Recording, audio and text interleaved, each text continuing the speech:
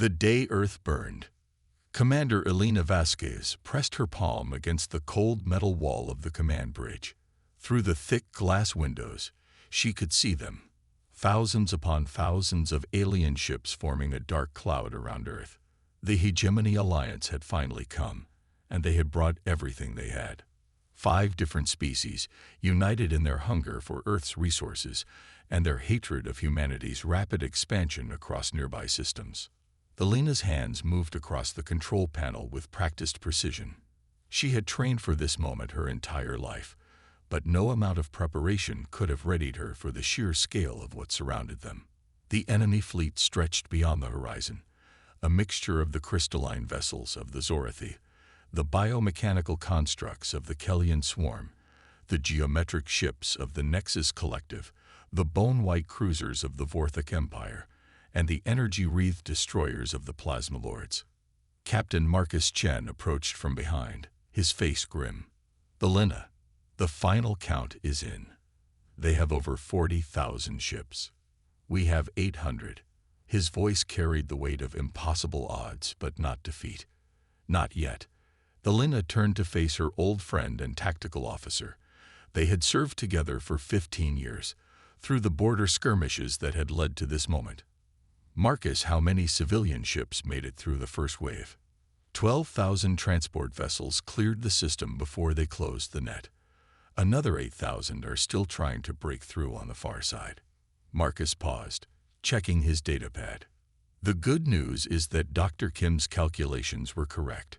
Project Diaspora is working exactly as planned. Project Diaspora. It was humanity's last desperate gamble, conceived by the brightest minds of Earth when they realized this war could not be won through conventional means. Instead of trying to hold their ground, humanity would scatter like seeds on the cosmic wind. Thousands of ships, each carrying families, scientists, soldiers, and the complete database of human knowledge, would flee to distant star systems. Some would survive. Some would build new homes. Some would remember. Elena activated the ship-wide communication system. Her voice echoed through every vessel in Earth's defense fleet. "This is Commander Vasquez to all ships. Today is not about victory in the traditional sense. Today is about time. Every minute we hold this line, another 1,000 of our people reach safety in the void. Every shot we fire, every ship we destroy, buys our species a future among the stars." The response was immediate.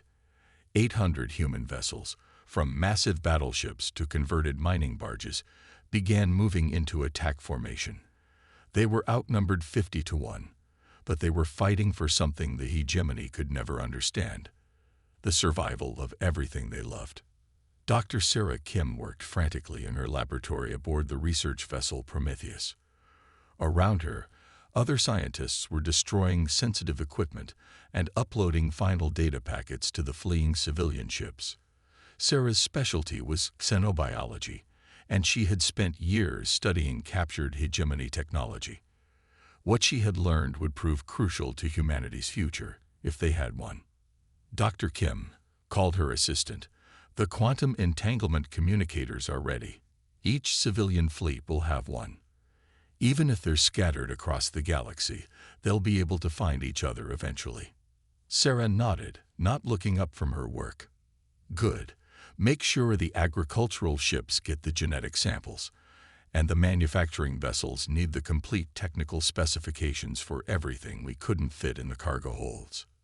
She paused, her hands shaking slightly.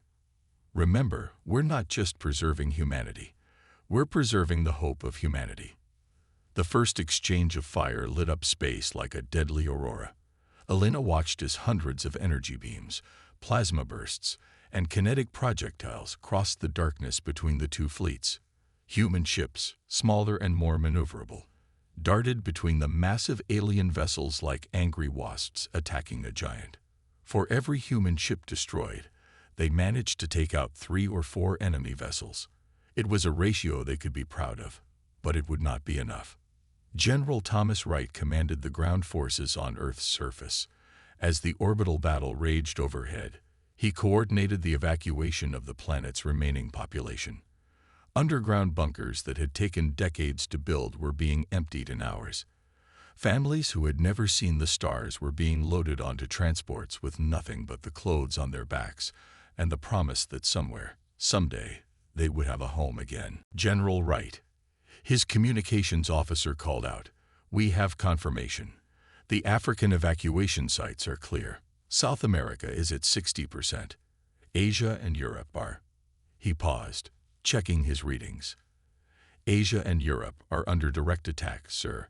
The Kellyan swarm has landed ground forces in 12 major cities."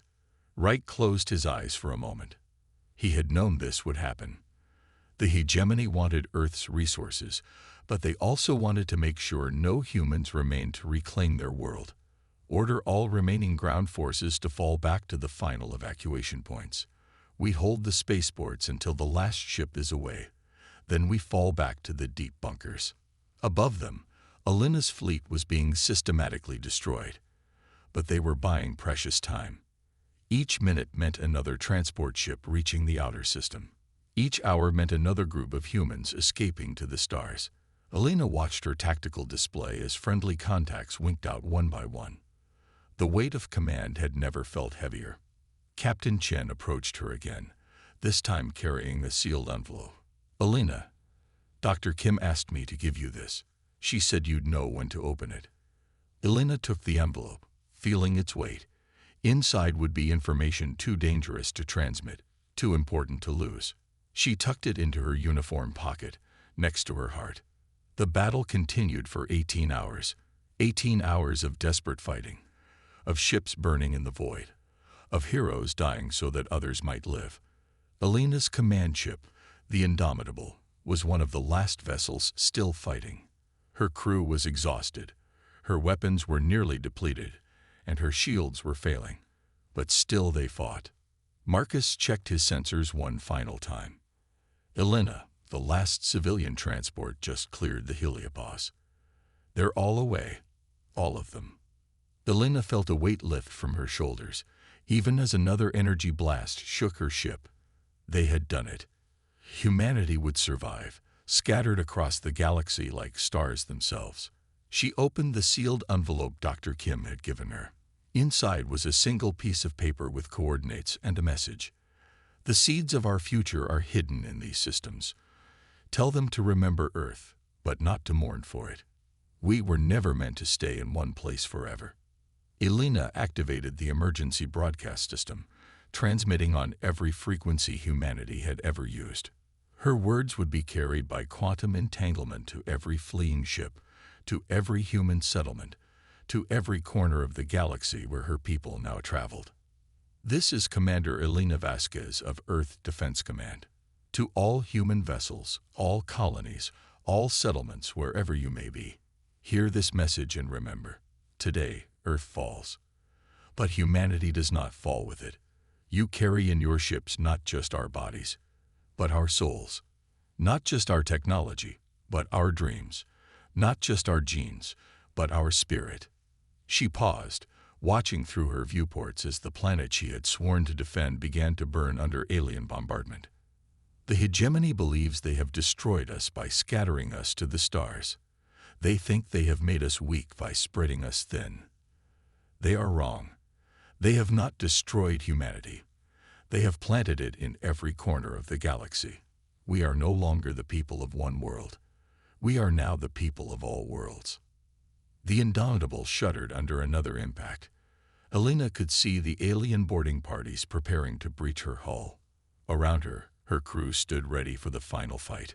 Remember this day not as the day humanity died, but as the day humanity was born among the stars. We were never meant to be contained to one small world. Today, the galaxy becomes our home. Alina closed the communication channel and drew her sidearm. Marcus stood beside her, along with the 50 remaining crew members of the Indomitable. They would make their last stand here, on the bridge of their ship, buying those final precious moments for their people to escape. As the alien boarders broke through the blast doors, Alina smiled. In her mind, she could see them, thousands of human ships racing toward distant stars, carrying with them the hopes and dreams of an entire species. The hegemony thought they had won. They had no idea what they had unleashed upon the galaxy. The war was over. Humanity had lost. But in losing, they had become something far more dangerous than the hegemony could possibly imagine. They had become eternal. Earth burned that day, but from its ashes rose not one phoenix, but 10,000 phoenixes, each carrying fire to a different star. The galaxy would never be the same. The galaxy remembers. 50 years had passed since Earth burned, and the galaxy had grown comfortable with its new order. The Hegemony Alliance ruled supreme, dividing the former human territories among themselves. The Zorathi mined the asteroid belts with their crystal technology. The Kellian swarm established breeding colonies on former human worlds. The Nexus Collective processed resources with mechanical efficiency. The Vorthek Empire built monuments to their victory. The Plasma Lords patrolled the space lanes, ensuring no remnant of humanity could threaten their peace. But peace, Admiral David Park had learned, was often an illusion. David stood on the observation deck of the battleship New Terra, hidden in the shadow of a rogue planet in the Kepler system. Around him, the greatest fleet humanity had ever assembled waited in perfect silence. 2,000 ships, built in secret shipyards scattered across 100 star systems, crewed by the descendants of those who had fled Earth's destruction 50 years ago. Commander Lisa Torres approached, her footsteps quiet on the metal deck. "Admiral, all strike teams are in position. Operation Resurrection is ready to begin." David nodded, his eyes never leaving the tactical display that showed the positions of human fleets throughout the galaxy. What the hegemony had never realized was that Dr. Kim's quantum entanglement communicators had worked exactly as designed. The scattered human refugees had never truly been lost to each other.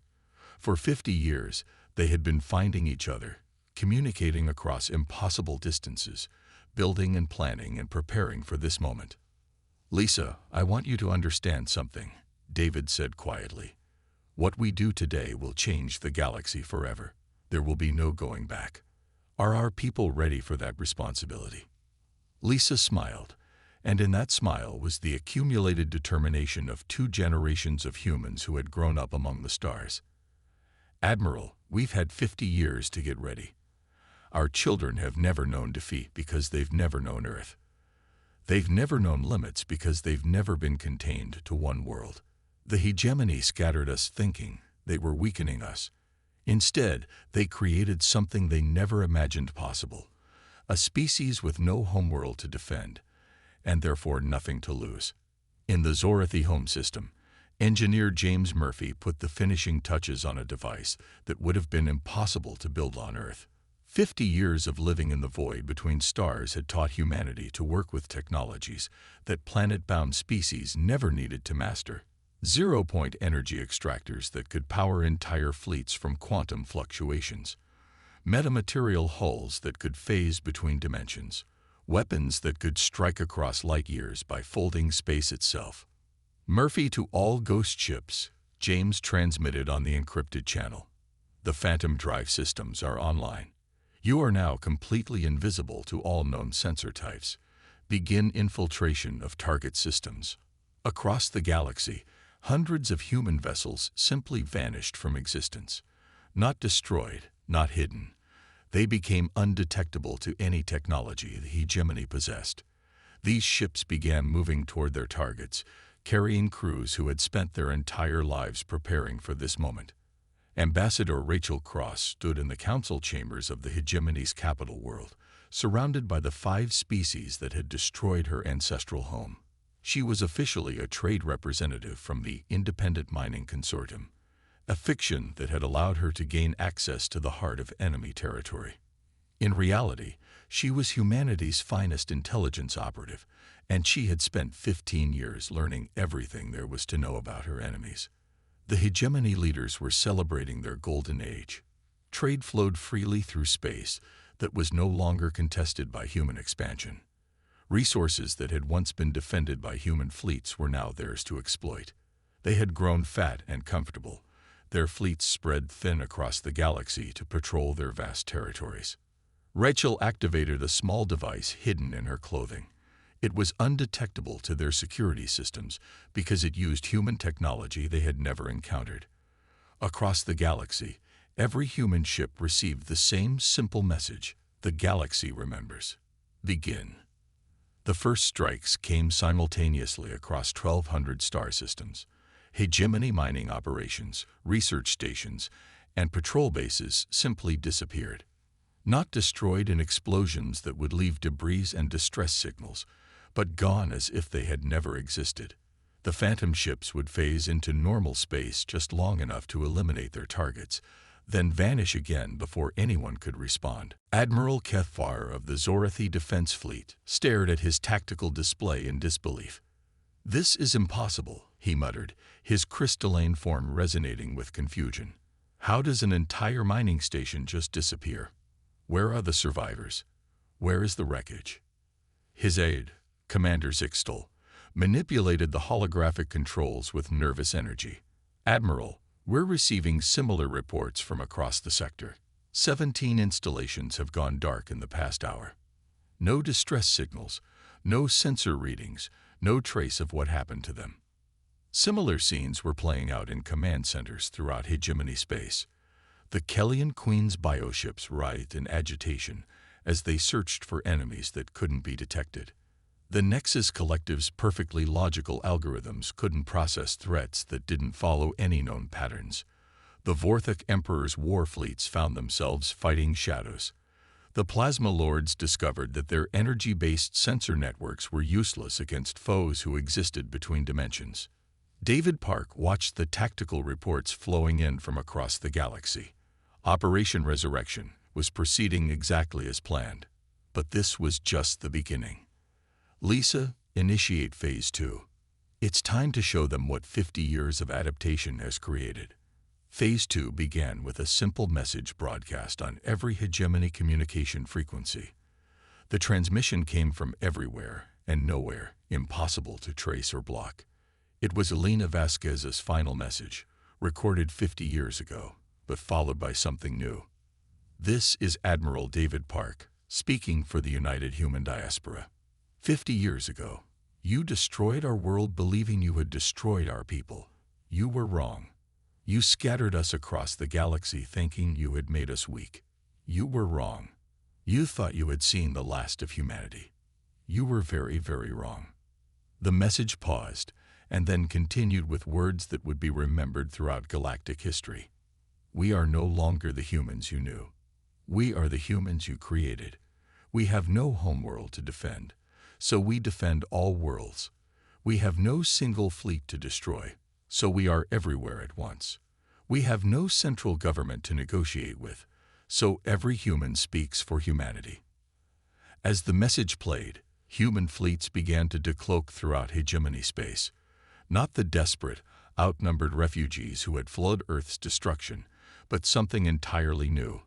These ships were larger than anything the hegemony had ever built, powered by technologies that shouldn't have been possible, crewed by humans who had been born in the void between stars and raised on stories of Earth's fall.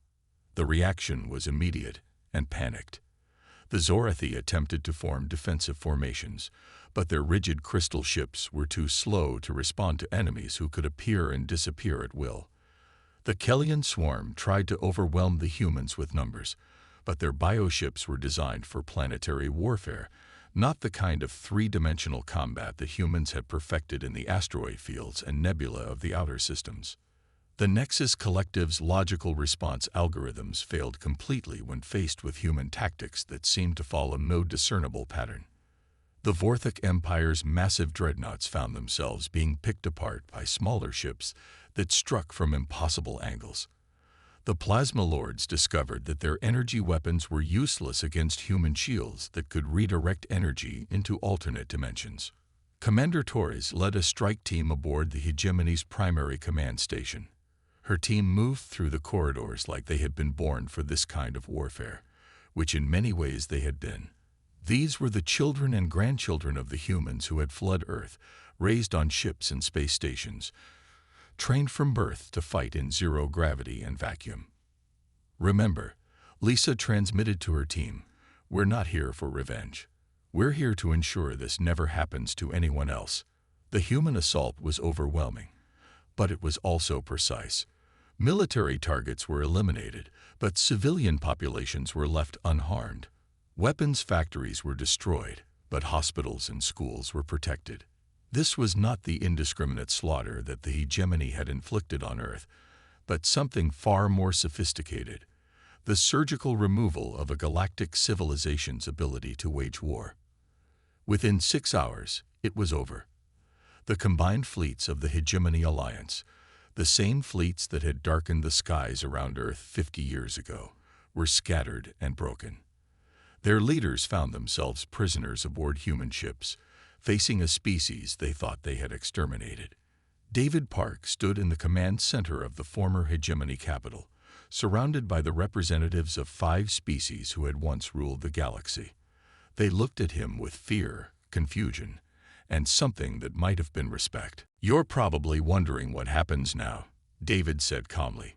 "The answer is simple. Nothing happens to you. Your civilians are safe, your colonies are intact, your cultures will continue. But your ability to wage wars of conquest is over, permanently." Admiral Kethvar's crystalline form resonated with barely controlled rage. "You cannot control the entire galaxy with scattered fleets. You have no central authority, no unified command structure. We will regroup, rebuild, and—" David smiled, and it was not a pleasant expression. "Admiral, I think you still don't understand what you're facing. We don't need to control the galaxy. We are the galaxy. Every star system, every space lane, every hidden corner of the void. We're already there. You scattered us 50 years ago, and we've had all that time to take root."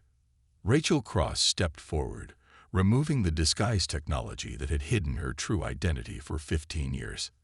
"The Independent Mining Consortium was never just about mining. We've been building infrastructure, establishing supply lines, creating the foundation for a new kind of civilization, one that exists not on planets, but in the spaces between them." The truth was more staggering than any of the hegemony leaders had imagined. Humanity hadn't just survived their diaspora. They had thrived in ways that planet-bound species couldn't comprehend.